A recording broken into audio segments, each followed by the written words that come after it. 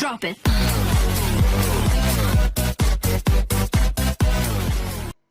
Assalamualaikum warahmatullahi wabarakatuh. Perkenalkan, nama saya Okta Thoibah, NPM 1917051023 dari kelas A. Di sini saya akan membahas tentang sistem bus. Apa itu sistem bus? Pengertian bus. Bus adalah bagian dari sistem komputer yang berfungsi untuk memindahkan data antar bagian-bagian dalam sistem komputer. Data dipindahkan dari piranti masukan ke CPU, CPU ke memori, atau dari memori ke piranti keluaran. Bus merupakan jalur komunikasi yang dibagi pemakai suatu set kabel tunggal yang digunakan untuk menghubungkan berbagai subsistem.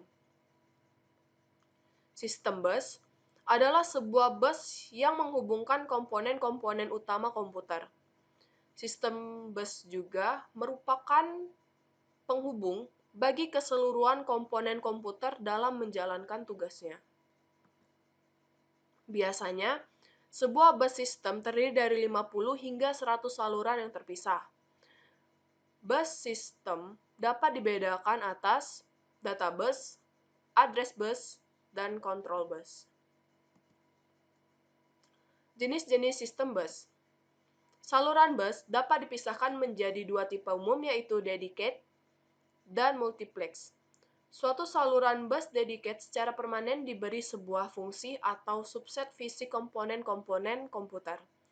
Sebagai contoh dedikasi fungsi adalah penggunaan alamat dedicated terpisah dan saluran data yang merupakan suatu hal yang umum bagi bus.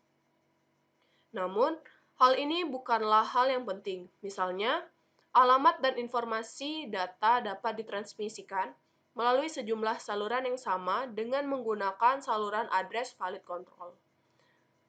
Metode penggunaan saluran yang sama untuk berbagai keperluan ini dikenal sebagai time multiplexing. Keuntungan time multiplexing adalah memerlukan saluran yang lebih sedikit yang menghemat ruang dan biaya. Kerugiannya adalah diperlukannya rangkaian yang lebih kompleks di dalam setiap modul.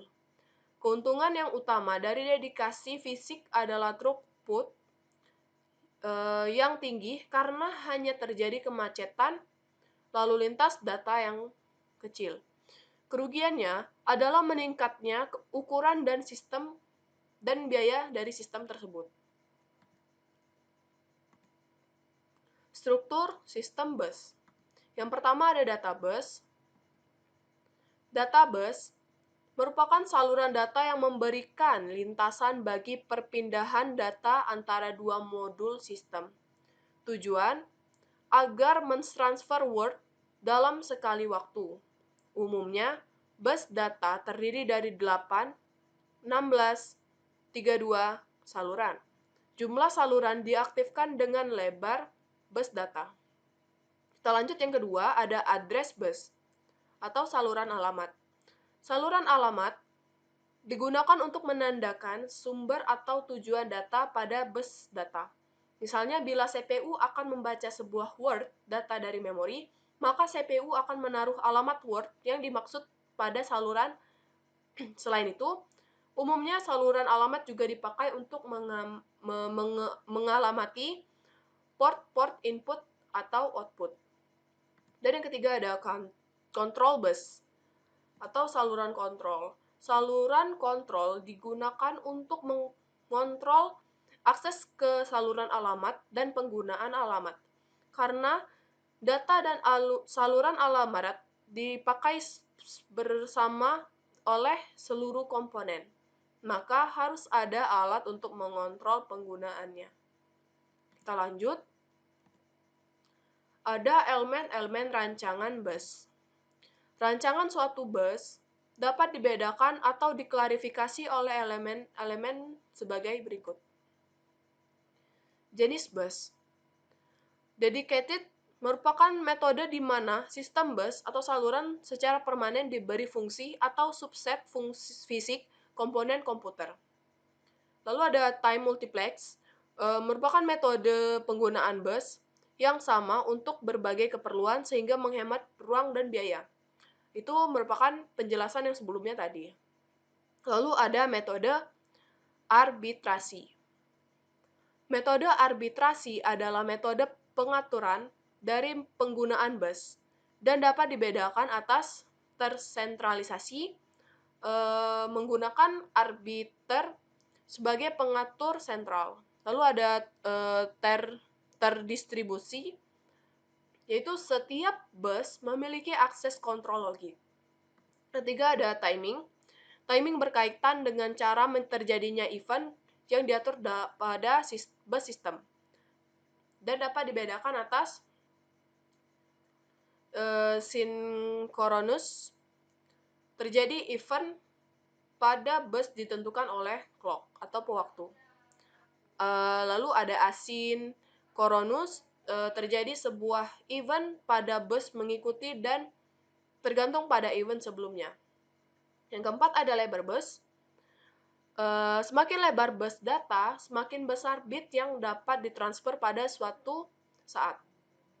Dan yang kelima ada jenis transfer data.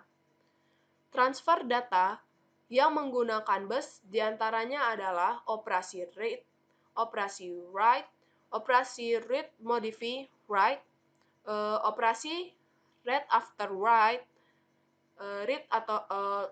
operasi read after write, dan yang terakhir ada operasi block. Keterkaitan dan contoh sistem bus. Sebuah komputer memiliki beberapa bus agar dapat berjalan.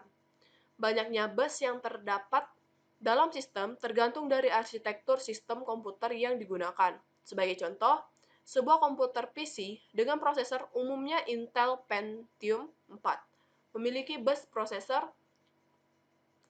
phone side bus, bus AGP, bus PCI, bus USB, bus USA yang digunakan oleh keyboard dan mouse, dan bus-bus lainnya.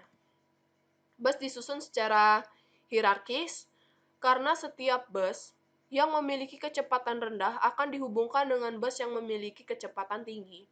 Setiap perangkat di dalam sistem juga dihubungkan ke salah satu bus yang ada.